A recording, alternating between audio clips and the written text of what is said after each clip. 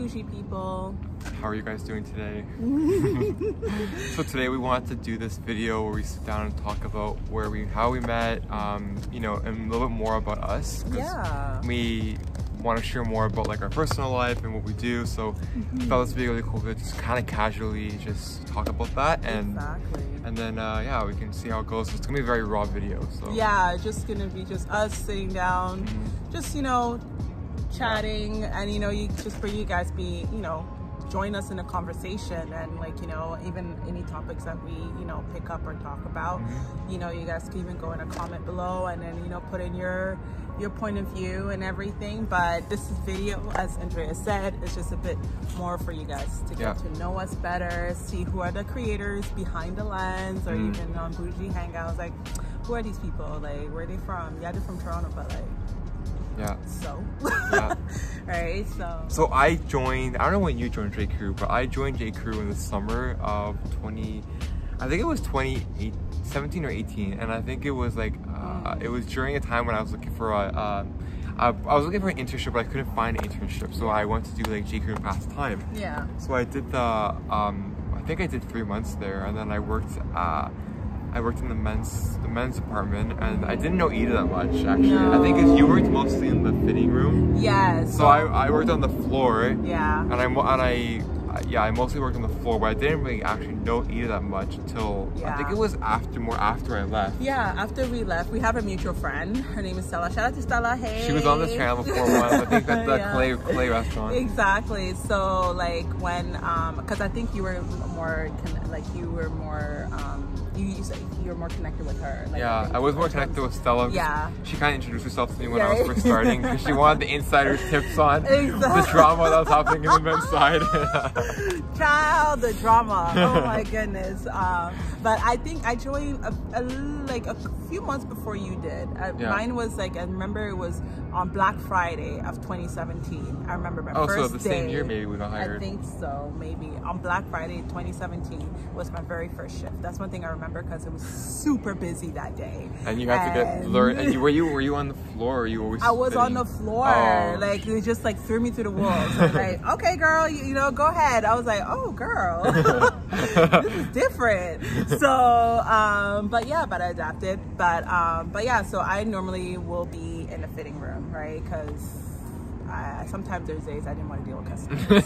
I just didn't want to deal with customers. That was most days for me. Exactly. I just wanted to deal with nobody. I just wanted to be in my little corner, you know, folding the clothes, like, you know, like sharing some tea with some of my coworkers, and be left alone, like, you know. And if you want to know how you look in an outfit, you know, I'll give you my honest opinion. And yeah, it's not like we were even commissioned for this stuff. No, we weren't. No, we weren't. So I'm like, it was super easy. I mean, the thing is, it got a little bit competitive though with like client, like, so who was your customer, and then especially like a couple times, like, I feel like if you it would get kind of messy when you have a customer that come in and then they maybe they were being helped by 2 people, and then you have to kind of split that commission, or even split the sale. Yeah, split the sale for your quota or something. Ooh, girl, the girls were fighting. Like, the girls were fighting for the clients. Not just the girls, the guys too. Yeah, the guys too. They had to make up their sale. Yes, and you guys had it better, because in the guys section, they were selling suits. Yeah, so the suits were going for like, what, 800 to 1,000? Yeah, so if you sell one suit, you already met your quota. Yeah. So you just need to sell that one suit, and you're good. But us on the girls' side, not a lot of girls were buying the suits like that, right? So a lot of times they buy one thing in there, so, you know. And they take like 50 things in the change and they buy one thing. I remember those ones. So, oh my goodness. And you can always tell which one those ones are. Yeah. Right? Like, very demanding, super picky. And it's like, girl, I know you're not going to buy all that. So I don't know why you're getting all of that. They're just doing their like photo shoots and their selfies in the window. The most. But yeah, but one thing about that crew, like the staff of that year, it was just a vibe. It was a vibe. Yeah, we had like, I didn't think to come away with that many friends. Like when I went into it, I only went into it to pass the time and make some money that summer, but I didn't think to come away with like lifelong friends. We still connect with quite a lot of them. A lot of them. Like, you know, like whether it's on social media or even like sometimes if time permits, you know, we do our hangouts and lunch house and stuff like that. So it's pretty cool. And in all my years experience of working, this is the one place where I was like, I can really say honestly, I really enjoyed the team that I was working with. Like, you know, the company was like ridiculous. That's why they went bankrupt. Oh no. Yeah, the shirts were like $50 for a t-shirt just because it's made in the US. Like, yes, their clothes was nice, but like the marketing was like completely off.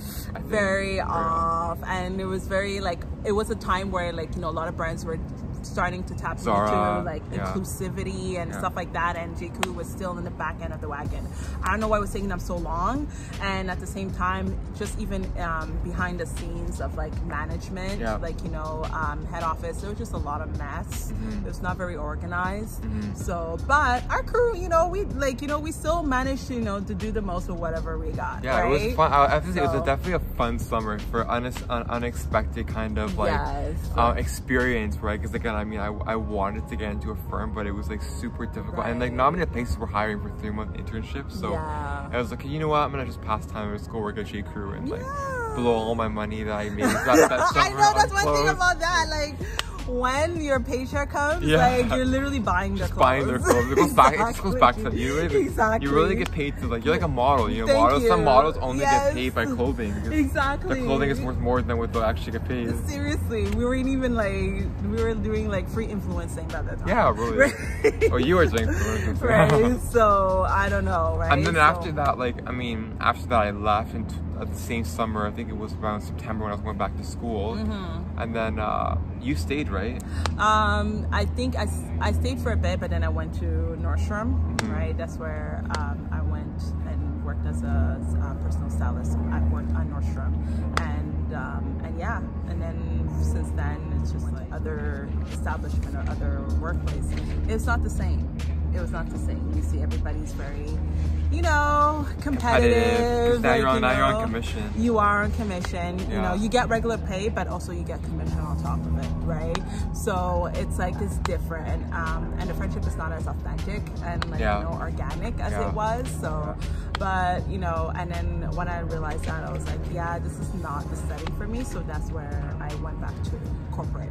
Right? And how do you?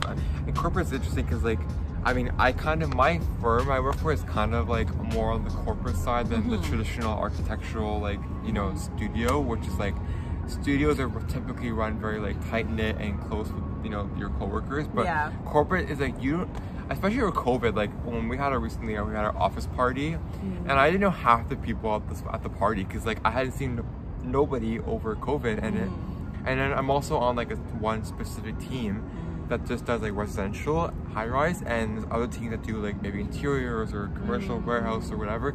So I really never get to see them or interact with them. So it's kind of interesting to be like in a new realm, and like it's a lot more serious, which is fun. But I did kind of miss a little bit like the retail fun, and I almost thought like, oh, should I, before we talked about like doing the bougie hangout like channel, I'm like, should I go back to like doing retail on the weekends just for fun? I know. I remember you saying that, like, would you like maybe high-end retail or something? You know. But then I hear like stories from Stella about like the clients she gets. I'm like, you know, I don't need to be dealing with people with high egos anymore. I went back to corporate. Like when I was in retail, we were working long hours. We're staying all day, but somehow we managed to still have a social life. Yeah, we did. We still managed to, you know, go out and do things even after a long shift. We still had the energy. And the work parties were fun. Like I never did anything, but like I heard the karaoke nights were really fun. It was fun. I didn't go to one of the karaoke, but I went to some other events. But it's just like, we still managed to do something, right? But when I started, I just into corporate. It's like after a long day, if I'm not like, if we're not close, I'm not leaving my house. It's really like, I am drained. Like I don't have energy for nothing. I just want to go on my Netflix and just, you know, right? And do you know what you have to watch? Speaking of Netflix, you know what you have to watch on, like, I think it's on Netflix or Disney Plus. You have to watch the Working Girl movie. The Working Girl? So I told you about this before. It's a girl. So anyone who doesn't know that movie, it's an iconic movie. I think it was filmed in 1988. 2008, but it's a really, really good movie. It's old school, yeah. Well, definitely one of my favorite movies because I don't know why I discovered it over COVID. I'm gonna also take a look at it too. It sounds quite interesting. It's a really good movie, yeah. And I'm an EA, so that's why I told you to watch it. You'll get some inspo from like getting yourself like established and everything. Exactly. So yeah, that's pretty cool. Yeah. That's pretty interesting. Yeah. But yeah, we have these moments right now. It's like a time for us to just have fun, literally just to chill, have fun. And then because we felt like, oh my gosh, we got so much positive feedback, we're like, why don't we just, you know, invite you guys along and see, you know, what we go about doing. And we have a lot of the same, we like doing the same thing and like having a lot of the same interests of like going to restaurants and like filming that, and just the experience about like doing different things in the city that, you know, we want to, we do it so often, like why not film it and share it? Especially because like not a lot of Toronto, I feel like there's not a lot of Toronto bloggers, I find, that like do this type of videos, so it's kind of cool to like get some other type of content out there. Exactly. I totally relate with the, like, you know, I don't see a lot of Toronto content creator. If there is, put like, you know, their names in a comment below. We'll love to check them out and everything.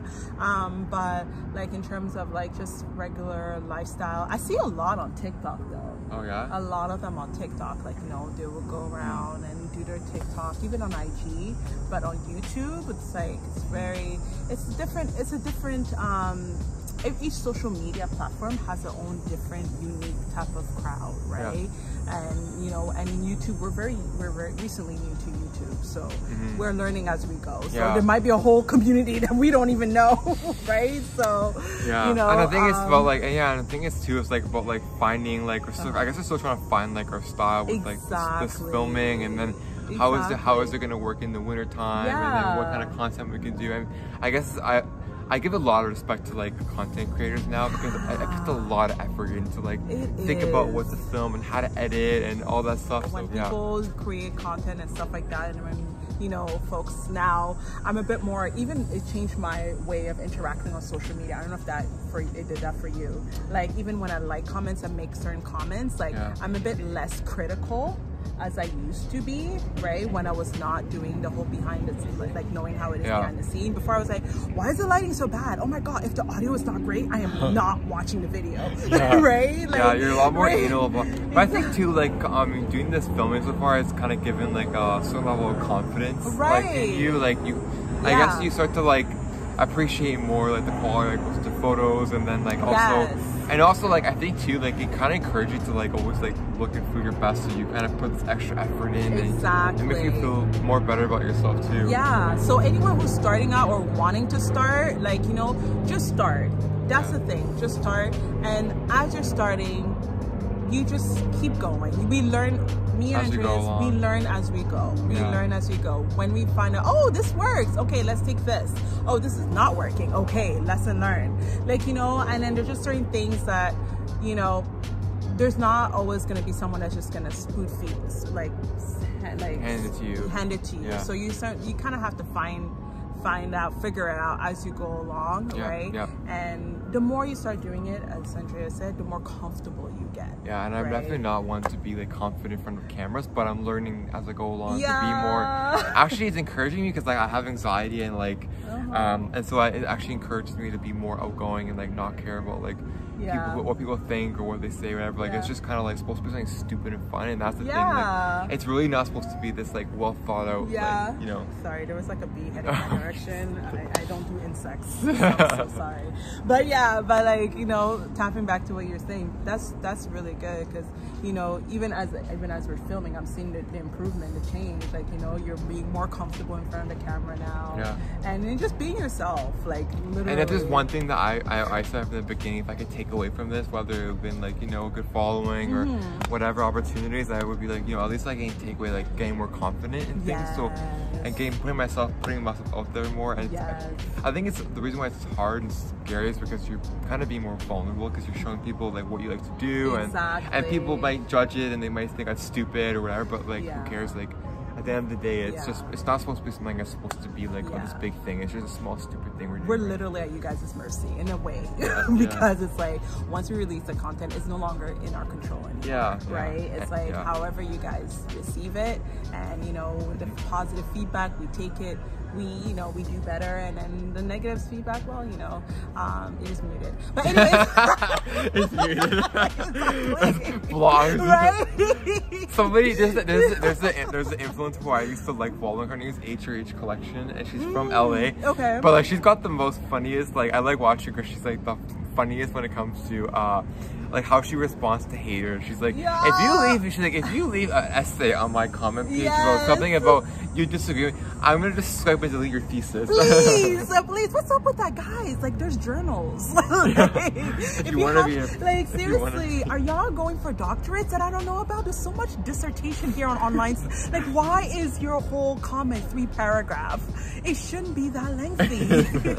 Like, if you want to go to UT, we're right here. We're right here. I'm sure that, you know, you could apply for a PhD course that they have in whatever topic of your desire, you know? I know we're going off like topic here, but I just find like, in order for you to maintain a certain level of sanity, you need to kind of like just detach yourself a bit, right? I can't be too attached to it because, oh child, it is crazy out here. Yeah, it is. Like, it is so crazy. On a different note, I mean, like, how did you build the confidence to start, like, you know, vlogging? And I guess, like, just kind of like, how did you build the confidence to like not care about what people like, what you like and people judge you for it? Oh my goodness, that's a really good question. There's a lot of layers, right? Even right now, there's some parts of me where I still have to, like, you know, hold myself back, or even like remember, like, oh my goodness, Ida, don't people please, because I tend to fall into that trap, right? You know, where I want to just, you know, overly please, like, you know, like people, and then disregarding how I feel inside. But for me, what brought me confidence, right, to get outside of my shell, because I used to be like so shy. I like, you probably like won't even think that, but like, this is news to me. Like, since I've been like a loud, outgoing. Right? No, I used to be quiet. When I mean quiet, like, I remember one of my first jobs, I was working at a jewelry store, Claire's, and people used to think that like you were mute? Yeah, I was mute, because people used to think that because I don't talk, I will not talk the whole shift. I will maybe, and then looking back, I'm like, oh my goodness, I did suffer from anxiety back then. But like, I will not talk to a living creature. Like, I would not talk to anybody. I would just stand at the door, because I remember a store, you give them a basket. I'll just stand at the door and be like, here, you want a basket to shop? And that was it. That's all I said. I did not talk to none of my coworkers, nothing. Well, probably a good thing and a bad thing. I know, it was a good thing and a bad thing, because my coworkers were just like, especially high school drama. They were so scared. They're like, I don't know what she's thinking. I don't know what's going on in her head.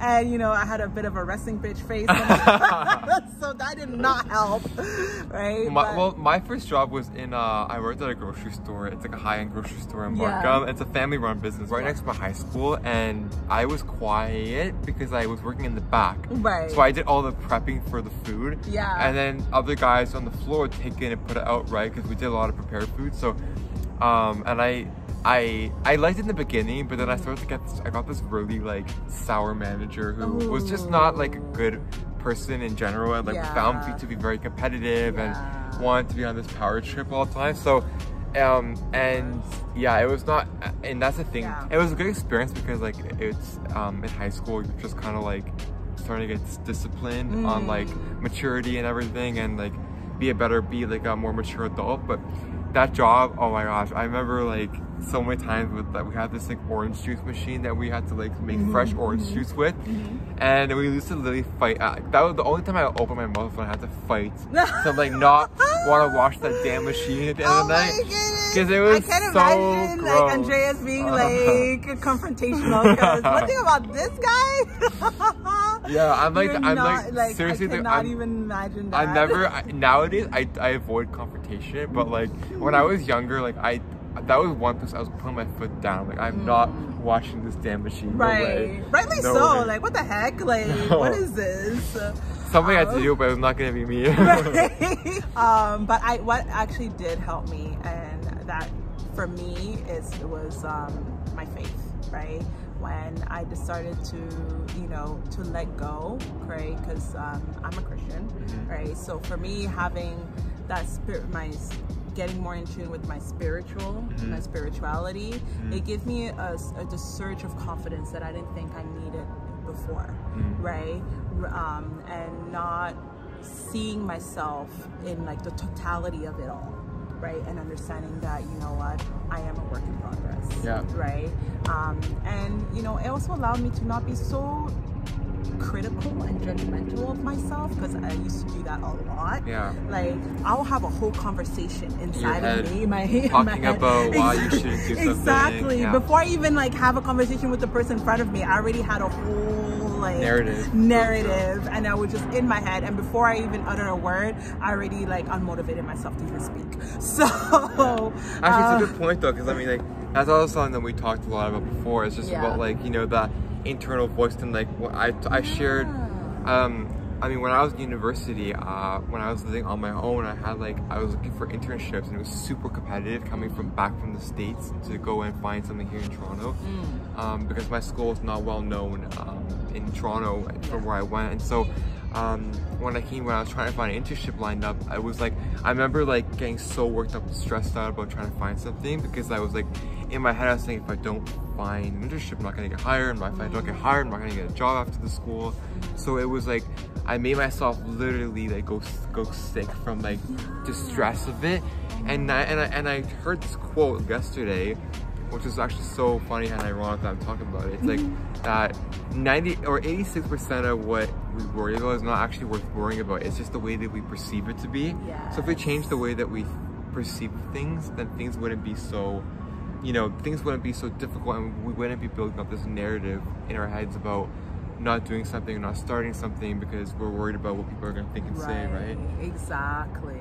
No, you're right. And you know what, like nowadays, like with COVID, and it's like you realize how like critical it is to just like live life like every day, like as if, you know, don't waste time, just, you know, do something.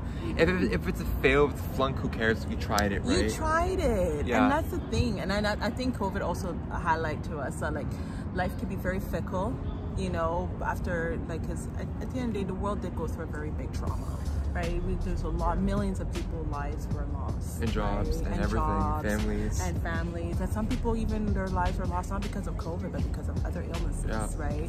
So, and then also many of our close ones, like, you know, they got sick and everything. So it made you realize a lot of things. It's just like, you know, you can't take life for granted. You can't just assume that, you know, things will always be as they are, right? Things shift, things change. So, you know, if there's anything that you want to do, go for it, and don't be afraid. You know, and don't be afraid of what people think, because I think we're all kind of living in like this very similar experience, right? Because when I'm on TikTok and I see some of like the funny videos of like how people perceive themselves and everything, I was like, oh my gosh, I do that too. Right? So we're kind of like all the same in a way, right? We all go through the same thing, like you were mentioning, like, you know, we get in our heads. It's something that's very common to every human, you know, but it's encouraging to see that despite of it, you know, like you can actually get out of yourself, like you can actually heal from it, right? And I think that's what, like, that's also one of the missions with like this kind of initiative that we're doing with the YouTube, is that you can kind of you know, with this, we're kind of getting out of ourselves and stop being so judgmental about the way that we look, or the way that we sound or act, or are we cool enough, are we, you know, whatever, who cares? Like, the thing is, like, there's always gonna be somebody out there watching who's gonna relate and find something that will, you know, will interest them or pique their interest. You know what? Some of y'all might like these type of sit down video more than when we do our, you know, our outings. So we don't know that, but it's just, we just put it out there. So like, you know, it can help at least one viewer or even two viewers. It doesn't matter. We're just thankful that, you know, we even have like subscribers. Do it. It's fun. Like if you find the right people to do it with, or even by yourself, it doesn't matter. But just do something find a topic that you really enjoyed, and then you find that it's useful, that people might also value as well, right?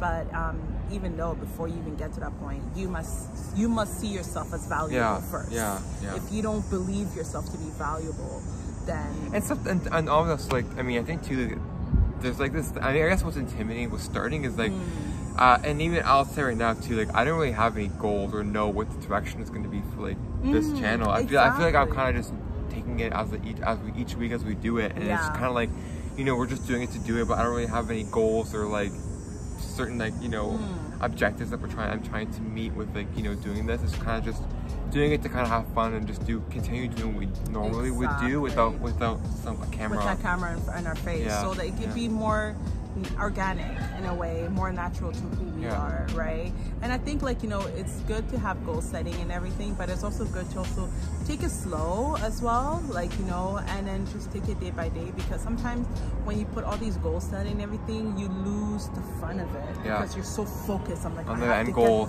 This is the one place where you can actually like do and enjoy while you're doing it, because I feel like, well, when you're in your career, I feel like you have this goal that you're trying to hit, maybe this level you want to meet, but then when you're so focused on it, and then you forget about all the fun that's supposed to go into having to get there, and then when you get there, you're like, okay, well, I'm here now, and then what?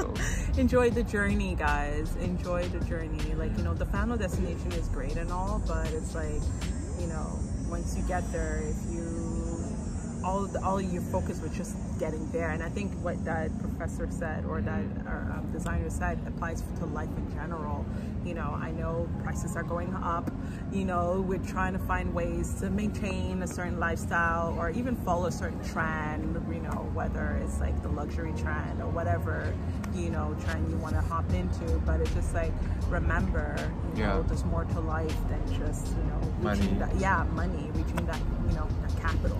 You know, like that title that you want, like, you know, hang out with your friends, like, you know, connect with your family. I don't know, like, that's one thing that that's one thing I put a lot on hold when I was in school. It was all about like school, and then when school was done, it was just about work. So now it's kind of like it's nice to get back to that, like friends and to go out once a week and do something like dinner or whatever, event or cool. Get to know your, you know, your family. I love COVID for that, because it helped me also connect more with my family and my friends, and, you know, and it just reminded me, like, wow, there's more to us than just work. Right? There's more to us than just, you know, meeting that, like, that capital, like that sale, or, you know, that I don't know, that brand deal or whatever the case may be. Like, you know, there's so much more to us than that, you know. So guys, you know, hope you guys maintain your mental health, and hope you enjoyed this sit down video, and let us know if this is like something you guys want to see more of, and we can do other topics too. I think there's probably a whole pool of stuff we can talk about. I know, we were thinking about, like, you know, should we have a podcast? Podcast. But there's enough of those going around, so We'll wait till when we're experts at something. Exactly. Please, because you know, there's a lot of people out here with too much mics and opinions. And opinions. A bit too much. Okay, so we're gonna take it easy on that, right? But, you know, if you guys like this, hey, why not do another sit down video like this? Maybe we could do it in a different country. Who knows? Maybe on a rooftop somewhere. Exactly, sipping some cocktail or mocktail, whatever it is, like, you know, being fabulous. So all right, guys, thanks you for watching. Like, comment, subscribe, the usual. Exactly, the usual, you know, and follow us on social media on bougie.hangouts. Our links are going to be in the description box below, and yes, take care, guys. And like it. I know, I like it again. Thanks, guys. Bye. Be safe, y'all.